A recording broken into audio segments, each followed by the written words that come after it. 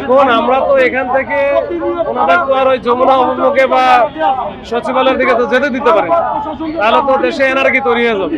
এখন আপনারা যা ইচ্ছা তাই করলে তো আর এটা আমরা করতে দিতে পারি না, বিষয়টা এটা।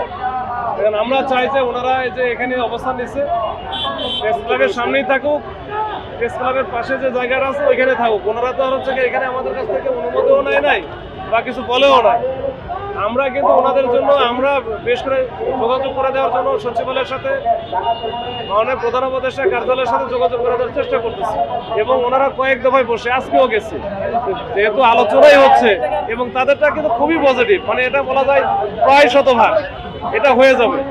তারপরেও এই যে অযাচিত ভাবে এসে এই যে রাস্তা বন্ধ করে দেওয়া, মানুষের দুর্ভোগ করা, এটা তো আসলে আমার কাছে মনে হচ্ছে না যে ওনারা মানে এটা সঠিক কাজ করতেছে।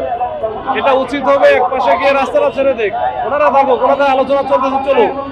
এখন আমরা যদি আইন প্রয়োগ করতে যাই, সেক্ষেত্রে তো ওই যে এর আগে যেটা হলো, আমরা একটা এমপিভুক্ত শিক্ষকরা সবই চলে গেছিল, অল্প কয়েকজন এখানে ছিল, তাদেরকে যখন আমরা উঠাই দিতে গেলাম তখন এটা ব্যাপক সমালোচনা করলো যে কি হয়েছে জাতির বিবেক, যে জাতির বিবেকে আমরা হচ্ছে তাদেরকে সরাই দিছি জোর করে।